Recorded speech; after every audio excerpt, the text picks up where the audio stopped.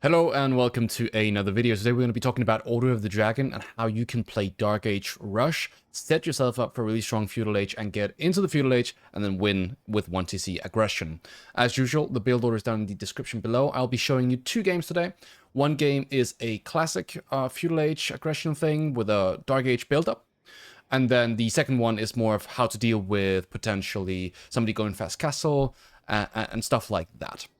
So we're going to be taking a look here at a game that I played recently, which is on Rocky River. This is against Delhi, and this is one of those classic matchups where you want to be using this. It's really, really good to use this against civs that like to play feudal, and civs that are dependent on gold, like knight civs such as Jan or French. And so there are civs where this is not as strong. Those civs would be civs like Rus or English.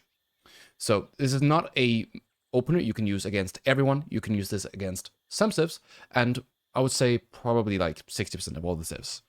Anyways, let's get into it. As usual, build order in the description below. You can check that out there. What you want to do is you want to take 2 villagers to wood. You want to take 1 to build a barracks. And then you want to take 2 to the sheep. You're going to be rallying to the sheep until you can age up, so you don't have to worry about the rally point. The whole point is we want to be making a spearman, and then we want to go and deny their gold. We want to deny their early food if they're going for that, if they're a berry civ, for example, or if they have gone for deer. Some civs like to do that as well, like the French. And so this is going to create idle time. Our goal is not to kill villages. Our goal is to create idle time, to create delays, so that we can set ourselves up for a stronger feudal age.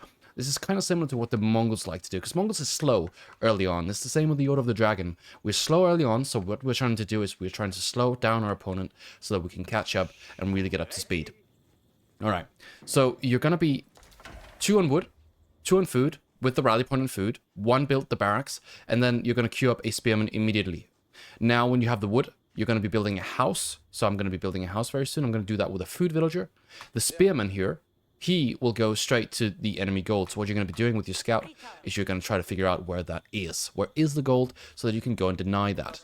This can create really, really good idle time on their age up, and so potentially also force some of their villagers to go and collect that gold that they need, because they're under a lot of pressure all of a sudden. Other civs will already have collected the gold that they need, and so that's not a big deal for you if they already have collected the gold that they need, because you can still indirectly deny gold that way. So it still works, even though they are not really looking for that. You're just looking to go to the next stage then, so you can follow up on their counter. Then, once you have enough for the house and that first spearman, so when we have 60 wood left in our straggler tree out of the 150, you can take your 2 woodvilles and put them on gold. This is going to give you a pretty sharp age up time on about 250. 245, 250. Without too much idle time on your TC, should be just fine. This is going to give you a nice quick age up, so that you're up at about 425. Again, if you are not hitting these numbers exactly, maybe you're up at 435, don't sweat it too much. The point of this is to create idle time so that we have a smoother feudal age. As long as you're macroing for feudal and not doing weird stuff, you should be absolutely fine.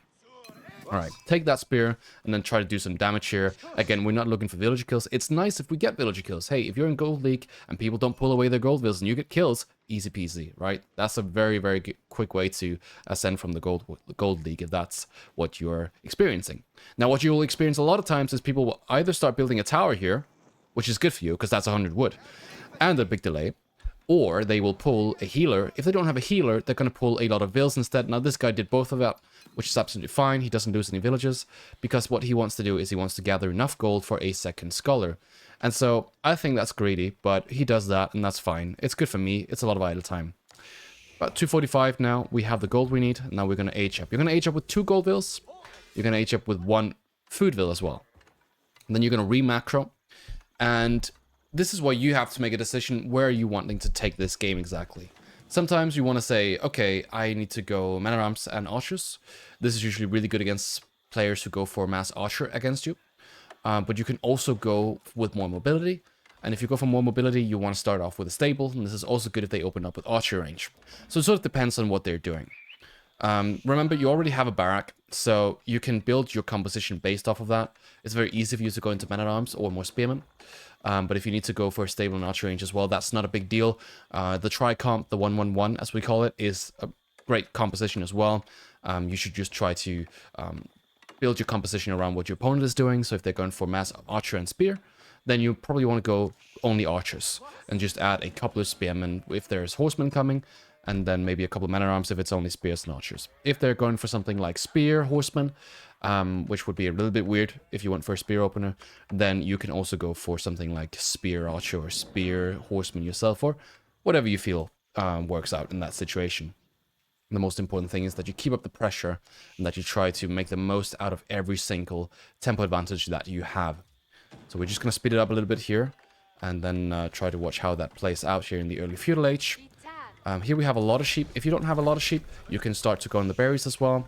I really recommend that you don't have all your sheep exhausted before you start thinking about secondary food sources. It's a great idea to take a look at how many sheep do you have, and then you might have 3 or 4 left. Then take 1/3 of your food villas, put them on the berries, and then once they're set up, you can take 1/3 of your initial food villas and put them on the deers instead, or the boar. So you sort of spread yourself out that way, and so you don't exhaust all of your safe food sources as quick. Alright, so we can see our opponent open up with an archer range. We pull our spear back, and then what we're doing is we're following up with a horseman, and then we're quite quickly going to go for iron undermesh so that we can do some damage with that horseman without taking too much damage ourselves. Then here early on, it's all about the pressure. Your early units matter a lot more than the units you make later on, which might sound a little bit weird, but we're basically building upon that early tempo advantage that we had from the beginning, and that's all created with the spearman. Notice how that spearman hasn't taken any damage yet. We're going to use that spearman later in case that our opponent goes for Ghazi Raiders, for example, or horsemen or knights. When we take our horseman, we go and we take a look at, okay, what is the reaction from our opponent? Okay, nothing here just yet. He wants to build a tower. That's good for you, essentially, because a tower is a big delay. You're not really that interested in denying gold against Delhi. If they go for fast castle, you can usually just dive. But what you're interested in is denying food and denying wood. And he has a front wood line, and he has food in the back. And so here I'm going to check the food in the back. And in the meantime, my spearman is coming forward here and meeting his units.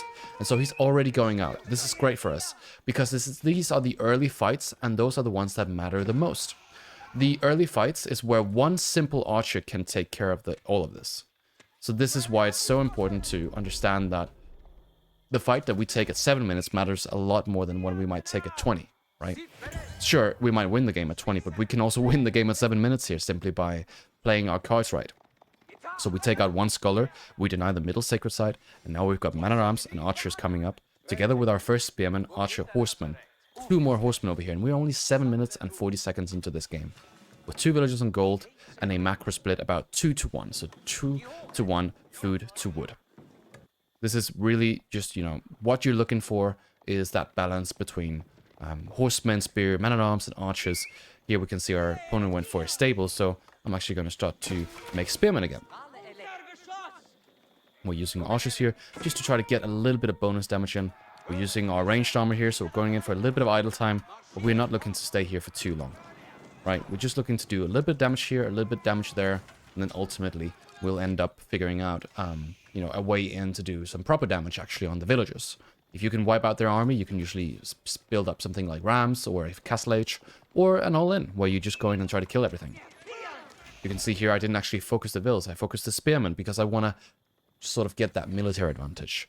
One villager here doesn't matter as much as killing 2 spearmen, for example.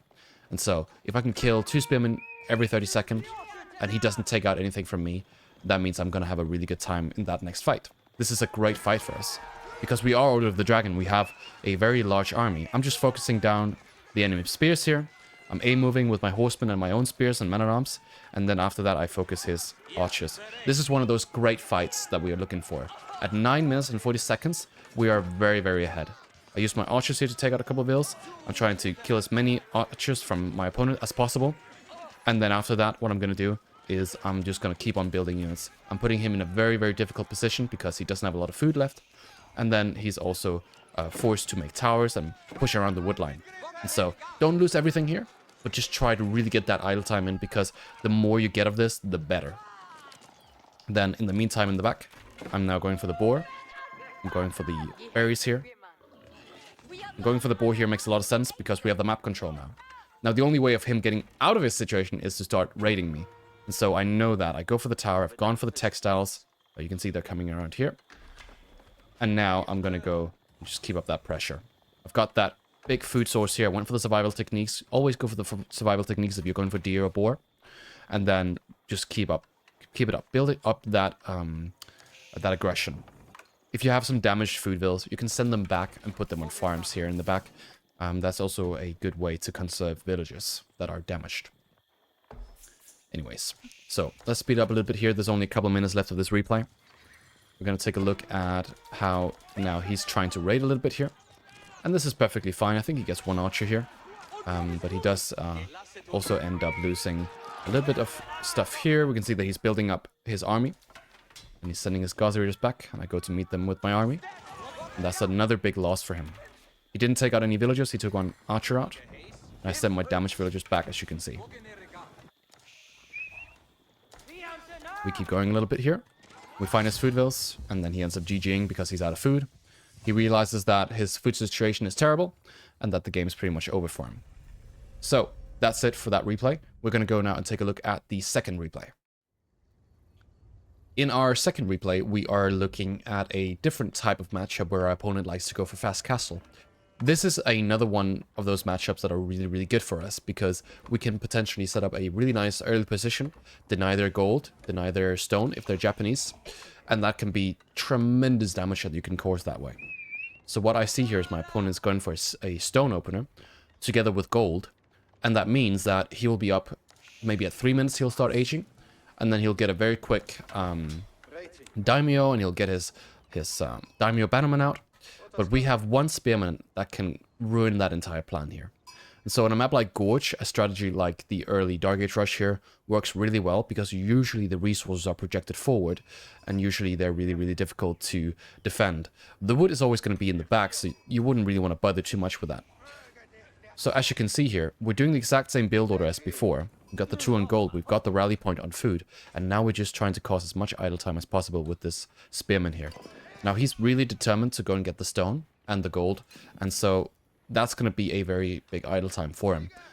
Just going back and forth like this requires a little bit of micro, and again, that's usually the case with these more aggressive strategies. It's great to practice micro, especially with a strategy like this. You'll find that it is a great way of getting better at that. If you're just playing 2GC, if you're just playing Fast Castle, you're not really going to get that same experience from microing. So as you can see, just idling out. Now, what's going to happen here is we are going to miss him building the tower, which can be a little bit of an issue because that means that we cannot really deny the gold anymore. But there are ways to get around that. Now, primarily 2 ways. One is to build a counter tower, and another way is to build a ram. So if you decide to go for the counter tower, you have to pull vills, obviously. And then you also have to get stone so that you can deny the gold. Because what will often happen is their enemy tower has ranged if it's upgraded. But if the enemy tower is not upgraded, you can usually still get by. I'm going to show you that in just a minute. I'm going for pretty much the same build here. Probably a little bit more on wood. But that's fine. Again, just proactive macro is really important in this situation. Building the stable a little bit quicker here in this replay. And then getting ranged armor immediately. You can see this is what I was talking about. So he builds the tower, and this is absolutely fine. I don't really realize it until now. That means that my spearmen won't be able to deal with this, but I now realize as well that he's trying to go for a fast castle. And so if he's trying to force that fast castle through, we also have to be quite quick. So what we're going to do is we're going to pull 2 vills, we're going to save up wood, and we're going to go for a mining camp as well. I think we need about 37 stone or 42 stone or something to get that tower upgraded, and we need a little bit of gold as well. We have our horsemen coming through here, and as you can see, I'm now building this tower. Notice how the range of the tower doesn't actually cover the gather point of the villagers that are gathering the gold, but that's fine, because you're going to upgrade your tower and get another range on it, another tile. And so, after upgrading that tower, you will usually find that you can full deny the gold anyways, even if they went for a tower upgrade themselves. Now, if they try to do this, which is a counter tower to my counter tower, then you have your units, you have your stable, you have 2 horsemen or 1 horseman and a spear. And you can then start to take down the enemy villagers. This is a lot of idle time. This is also really bad for him because he loses a lot of villagers doing this. So he ends up losing 3 villagers, we lose 1 spearman, and we get our tower denied. But this is still good for us because we killed 3 vills, right? So even if he gets castle now, if we just keep on making feudal age units, we should be fine. If you still want to go ahead and fully deny this gold, which I would recommend, and you, by the way, keep checking the other golds, he could be building another position. If you want to actually still go and deny that tower, go for a ram. One singular ram is all you need. And with the Mineback Palace, that is very, very fast and very cheap to go for. Just macro a little bit heavier on wood, and then get the ram going. It's only 200 wood. And you can build it if you just have one military unit. It's quite quick with the gilded units to build that ram. Alright, so again, we don't want to be caught off guard here. We just want to go ahead and try to cause as much damage as possible. We added archers because we saw he was going for the barrack. And now we're building that ram. And so what you want to do is you want to go ahead and check out the towers, and then you deny the gold again. Now, you don't need to build a tower after that, because that's quite a big investment. You can just keep on making units, and then potentially food deny. If your opponent's really committed to going Castle Age and they get the Castle Age going, usually you have lots of tools to deal with that. Spears to deal with potential knights. You have archers to deal with light units, and such as crossbows, for example. And then you have to deal with man-at-arms, usually just really strong attack values on your units, so a larger mass should deal with that. What's happening here is that we're trying to go for the tower. Opponent's too focused on the tower. And in the meantime, we're killing his berry vills here because he's running out of food. He's going for the berries, and that ends up being the reason he loses this game. So yeah, that's pretty much it. Order of the Dragon is a very good civ if you can get this early advantage going, because that's really where I think they shine the best. If you have to play more of these boom games with them, it usually feels a little bit worse, and that's possibly why people think that this civ is not as strong. And I do agree with that. But if you can get these matchups and you can get the advantage going early, you usually have a very quick way of concluding the games, ending them quickly, and then going next. So yeah, I hope you guys have enjoyed this video. If you have any questions, let me know down in the comment section below. If you have any questions about the build order, how to deal with different things, again, just ask a question there. So, right. Have a good one. Ciao.